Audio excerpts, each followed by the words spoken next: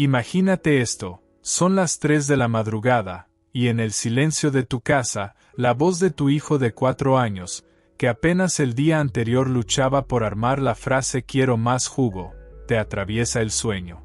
Pero no habla español. Con una claridad y una angustia que te hielan la sangre, murmura, Pochemu tai menia ostavila, Ljubov. Es ruso. Y llora. Llora desconsoladamente por una mujer a la que llama mi esposa. Esto no es el guión de una nueva serie de misterio en Netflix. Sucedió en un hogar común y corriente, en una ciudad anónima de América Latina, donde el único idioma extranjero que resuena es un inglés básico de escuela. Carlos Alberto, el niño, nunca ha estado expuesto al ruso. Ni películas, ni vecinos, ni dibujos animados. Entonces, ¿de dónde sale esa gramática impecable, esas declinaciones complejas y esa R vibrante tan característica del eslavo? Y más inquietante aún, ¿quién es Ljubov? ¿Y por qué dice que se quedó en la nieve? Hoy nos adentramos en un caso que desafía los límites de la lingüística, pone en jaque a la neurología y, posiblemente, transforma para siempre nuestra concepción sobre la vida, la memoria y la muerte. Ljubov, espera, por favor, ya voy. Eso es lo que susurra a las 3:14 de la mañana, con el rostro empapado en lágrimas. Su madre, Jimena, de pie en el umbral de la puerta, siente un escalofrío. No entiende una sola palabra, pero la desolación en la voz de su hijo es universal. Horas más tarde, con manos temblorosas, teclea en Google la única palabra que logró retener, Ljubov. El resultado la deja sin aliento. Significa amor. Su pequeño de 4 años no tiene una pesadilla común. Llora por un amor que, según él, perdió trágicamente en otra vida. Todo comenzó un martes cualquiera, un día tan normal que su banalidad lo hizo aún más extraño. Carlos se despertó, caminó hacia la cocina, pero en lugar de pedir sus sucaritas con leche, miró el plato de avena que su mamá le servía y dijo con total naturalidad, «Casa est, nasa». En la Rusia rural, es una frase coloquial para decir que la comida de siempre ha vuelto. Jimena, su mamá, se rió, pensando que era una frase pegadiza de algún video de YouTube que se le había escapado. ¿De dónde sacaste eso, mi vida? Pero esa misma tarde, la extrañeza se convirtió en asombro. La vecina, una anciana ucraniana que vivía al lado, tropezó en el jardín. Antes de que nadie pudiera reaccionar, Carlos gritó desde la ventana, «Ostorosno». «Cuidado». La señora, que entendía ruso, se quedó pálida, mirando al niño. Más tarde le confesó a Jimena, no fue solo la palabra, fue el acento. Lo ha dicho, perfecto. Una semana después, el ruso ya no era una anécdota, sino una inundación. Las pesadillas se volvieron recurrentes y violentas. El niño se despertaba gritando sobre hielo, mucho hielo, el lago se rompió.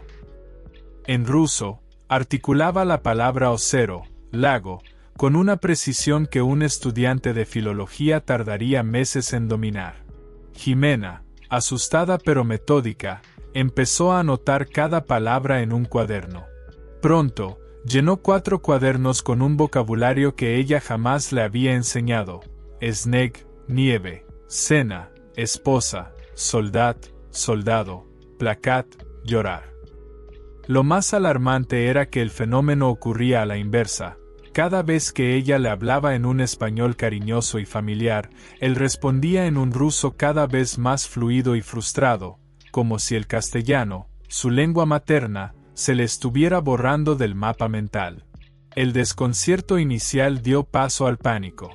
La primera reacción de su padre fue lógica en el siglo XXI, grabarlo para TikTok, pensando que tenía un niño prodigio. La de Jimena fue más visceral: correr al mejor neurólogo pediátrico de la ciudad. El doctor Vargas, un hombre de ciencia y escepticismo, les dedicó horas. Descartó por completo el falso lenguaje epiléptico y cualquier tipo de afasia. La resonancia magnética cerebral mostró un cerebro sano, vibrante y completamente normal. Pero, doctor, ¿cómo es posible que hable ruso?, insistía Jimena, al borde de las lágrimas. El especialista, por primera vez en su carrera, se encogió de hombros. El fenómeno se conoce como xenoglosia, admitió, pero no está en los libros de medicina que yo estudié en la universidad. La xenoglosia es la capacidad de hablar un idioma que nunca se ha aprendido por medios convencionales. Es un término que incomoda a la ciencia. El psiquiatra Ian Stevenson, de la Universidad de Virginia, fue uno de los pocos académicos que se atrevió a investigarlo seriamente, documentando 37 casos en la década de los 70. Sin embargo, existía un detalle crucial: en todos sus informes, el idioma extranjero aparecía de forma fragmentada, con frases sueltas y un vocabulario limitado. Carlos era diferente. Las grabaciones de sus padres mostraban al niño manteniendo conversaciones coherentes de hasta 5 minutos, describiendo el clima de Moscú o cómo se sentía el frío en los huesos, todo sin titubear. Desesperados y sin respuestas médicas, la familia contactó a la doctora Elena Sokolova, una lingüista rusa que trabajaba como investigadora en la UNAM. Escéptica al principio, accedió a escuchar las grabaciones. Su reacción fue de absoluta perplejidad. Sokolova parpadeó, rebobinó el audio una y otra vez. El niño no solo hablaba ruso, sino que utilizaba modismos y giros lingüísticos propios de los años 40. Decía telegraph en lugar del moderno teléfono y conjugaba el verbo byt, ser / estar, con una cadencia campesina de la era soviética. Es como si un fantasma me estuviera hablando, murmuró la doctora. No es que haya aprendido ruso, es como si lo hubiera aprendido entonces y luego hubiera viajado en el tiempo hasta este niño. Para descartar cualquier tipo de fraude o una elaborada broma, y por sugerencia de la propia doctora Sokolova, llevaron al pequeño a la embajada de Rusia. Querían una validación oficial, una prueba irrefutable. El agregado cultural, un hombre solemne, accedió a hablar con él. El encuentro, grabado en video, se volvió viral en círculos diplomáticos. En él, se ve a Carlos, sentado en una silla demasiado grande para él, explicando con detalle cómo se prepara el té en un samovar tradicional y corrigiéndole la pronunciación de una palabra al mismísimo agregado militar. El hombre, un moscovita nativo, quedó atónito. Más tarde confesaría: yo estudié filología en la Universidad Estatal de Moscú. Ese niño me gana en la pureza del acento de época. Pero el misterio más profundo no era el idioma, sino el dolor que lo acompañaba. Cada noche, sin falta, Carlos lloraba por Ljubov. La describía con una claridad desgarradora.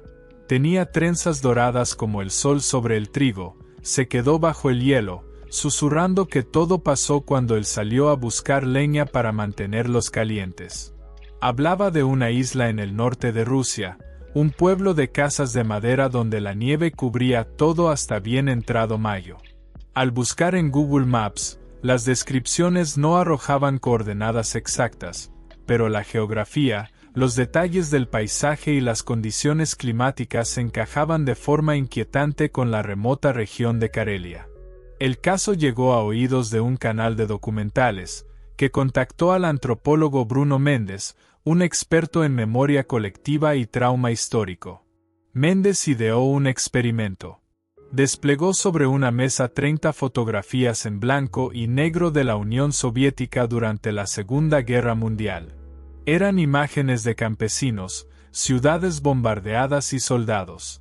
Carlos caminó alrededor de la mesa, con sus pequeños dedos rozando las fotos.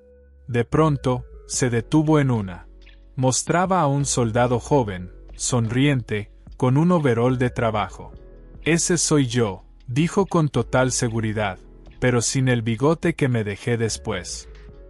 La foto, según los archivos, pertenecía a un soldado llamado Iván Karpov, reportado como desaparecido en Karelia en 1943. El nombre de su esposa, Ljubov Karpova. Es posible que un alma, o una conciencia, salte 80 años en el tiempo y miles de kilómetros para aterrizar en el cuerpo de un niño latinoamericano. La idea es vertiginosa. Stevenson teorizó sobre la existencia de imagenones, unidades de memoria y personalidad que podrían transmitirse en el momento de una muerte traumática. La ciencia convencional cataloga esto como pseudociencia. Y sin embargo, los casos, anómalos e inexplicables, continúan apareciendo en todo el mundo.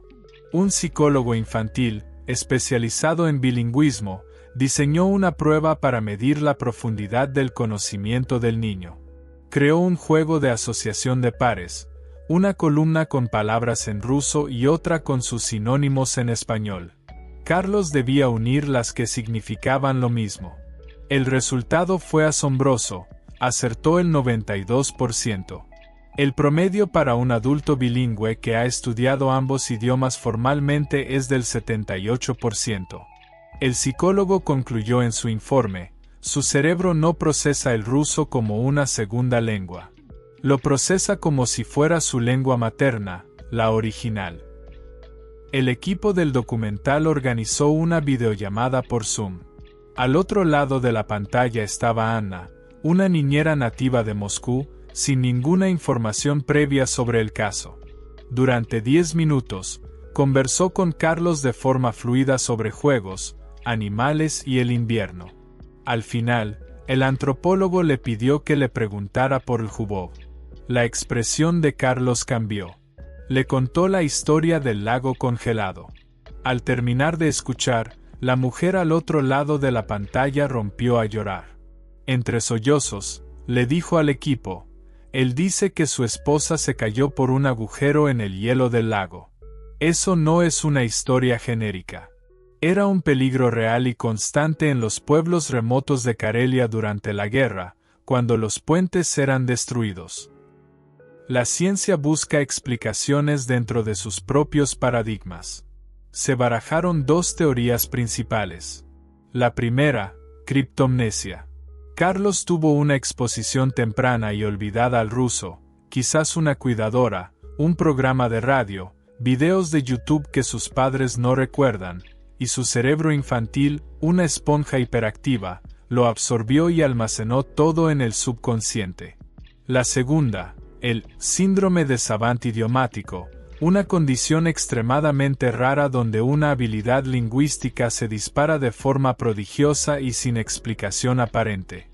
Pero hay un problema: el savantismo puede explicar la habilidad, pero no da nombres, apellidos y recuerdos detallados de una vida pasada. La historia, difundida por Internet, llegó a un pequeño periódico digital de Karelia. Intrigados, enviaron a un reportero local a la región de Sandarmoj, un lugar conocido por ser escenario de tragedias durante la guerra. El reportero, con el video del niño en su teléfono, comenzó a mostrarlo a los ancianos del lugar. En una pequeña casa de madera, una mujer de 93 años, con la mirada perdida por el tiempo, observó la pantalla. Sus manos temblaron y sus ojos se llenaron de lágrimas. «Ese es mi Iván», sollozó. «Esa es su forma de caminar, su forma de ladear la cabeza». La anciana, cuyo nombre era Ljubov, enseñó una carta amarillenta, la última que recibió de su esposo. Decía: «Si algo me pasa en este frente, te juro, mi amor, que te encontraré en otra vida». La fecha, 12 de marzo de 1943.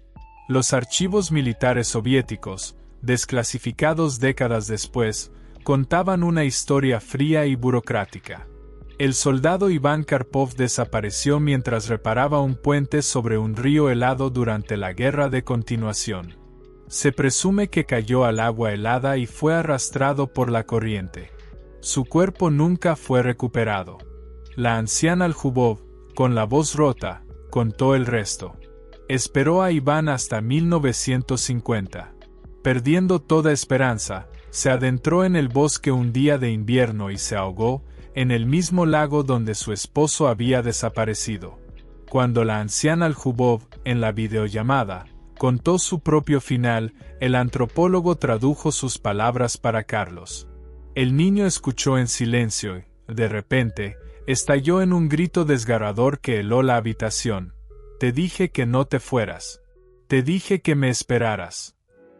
Durante los siguientes 3 días, se encerró en un mutismo roto solo por frases en ruso. Se negó a comer. Y entonces, al 4.º día, se despertó como de un largo sueño, se acercó a su madre y le preguntó con una claridad infantil y en perfecto español: «Mamá, ¿qué es un dinosaurio?». El ruso, la angustia, los recuerdos, todo comenzó a desvanecerse. Los neurólogos infantiles tienen una explicación parcial para esto. La increíble plasticidad del cerebro de un niño, a cierta edad, comienza a podar las conexiones neuronales que no son relevantes para su entorno inmediato. Prioriza la realidad tangible. Los recuerdos extraños o implantados son desplazados para dar paso al aprendizaje del mundo real. En un lapso de 3 meses, Carlos solo recordaba 5 palabras sueltas en ruso. A los 6 meses, no recordaba ninguna. Hoy, Carlos tiene 7 años. Habla español con el acento de su país, le apasiona el fútbol y discute con su hermana por el control remoto. Sus padres guardan los 4 cuadernos llenos de caligrafía rusa y las grabaciones como las reliquias de un milagro o una locura. Cuando, en alguna ocasión, le han mencionado el nombre Al-Jubov, arruga la nariz con extrañeza y pregunta: ¿eso es una marca de jugo o algo así? ¿Y tú, qué piensas de todo esto? ¿Estamos ante un cerebro prodigioso que captó un idioma por casualidad y construyó una fantasía elaborada? ¿O fuimos testigos de una historia de amor tan poderosa que logró saltar la barrera de la muerte? Déjame tu teoría en los comentarios. Te aseguro que leeré cada una de ellas. El caso de Carlos, aunque extraordinario por su fluidez y verificación, no es único. En Sri Lanka, un niño comenzó a hablar checo y describió con precisión una fábrica de vidrio de Bohemia. En Turquía, una niña recitó versos en armenio antiguo y dio la ubicación exacta de una iglesia que había sido destruida décadas atrás. El patrón es sorprendentemente común. Los recuerdos emergen entre los 3 y 5 años, el idioma se habla con una fluidez inexplicable, y todo se borra al entrar en la edad escolar, como si la memoria de una vida diera paso a la otra. La postura de la ciencia oficial es firme: no existen pruebas empíricas y replicables de vidas pasadas. Sin embargo, admite que existen misterios en el cerebro infantil. La criptomnesia, la capacidad de almacenar datos de forma inconsciente a partir de estímulos auditivos, conversaciones oídas de pasada, la radio, la televisión, es un fenómeno real. Aún así, esa explicación parece insuficiente para justificar una precisión del 92% en una prueba de idioma complejo y, sobre todo, para explicar los recuerdos emocionales y verificables que acompañan a la lengua. Si un día tu pequeño empieza a hablarte en japonés antiguo o a describir las pirámides como si las hubiera construido, es fundamental no entrar en pánico. El primer paso es documentar, graba todo, anota cada palabra y cada recuerdo. Luego, consulta a los profesionales, un neurólogo para descartar patologías y un lingüista para identificar el idioma y el dialecto. Y lo más importante, escucha sin juzgar. A veces, estos niños solo necesitan que alguien valide su extraña realidad para poder procesarla y, finalmente, soltarla. En el pequeño cementerio de Sandarmoj, hoy hay una modesta placa de madera colocada por los vecinos. Dice: a Iván Al-Jubov, cuyo amor cruzó un océano de tiempo. La familia de Carlos, buscando cerrar el círculo, donó de forma anónima los cuadernos y las grabaciones a la División de Estudios de la Percepción de la Universidad de Virginia, el mismo departamento que fundó Ian Stevenson. Quizás en el futuro, la ciencia, con herramientas que hoy no podemos ni imaginar, encuentre una puerta entre lo que llamamos realidad y lo que, por ahora, solo podemos llamar recuerdo. Si te fascinan este tipo de historias que nos obligan a cuestionar lo que creemos saber, suscríbete al canal y activa la campanita. Cada semana, exploramos a fondo casos reales que desafían la lógica y nos abren la mente a nuevas posibilidades. Por un breve y desconcertante instante, un niño de 4 años, desde una habitación cualquiera en América Latina, nos recordó que el amor, esa fuerza que define nuestra humanidad, puede llegar a ser tan poderoso que hasta el idioma, el tiempo y la propia muerte se ven obligados a doblegarse para dejarlo pasar una vez más. Hoy, Carlos juega, ríe y se raspa las rodillas como cualquier otro niño. Sus padres no buscan fama ni explicaciones definitivas, solo desean que su historia sirva para que otras familias no cierren la puerta a lo inexplicable por miedo o prejuicio. Porque, al fin y al cabo, quizás todos llevamos un Iván o un Al-Jubov en nuestro interior, un eco de un amor profundo, un recuerdo ancestral que no sabemos muy bien por qué resuena en nosotros. Antes de irte, dime, ¿crees que los recuerdos pueden cruzar el umbral de las vidas o que todo se reduce a la asombrosa y misteriosa complejidad de un cerebro prodigioso? Déjame tu opinión en los comentarios. Dale un like si esta historia te dejó pensando y comparte este video con ese amigo que siempre ha jurado no creer en fantasmas. Hasta la próxima historia.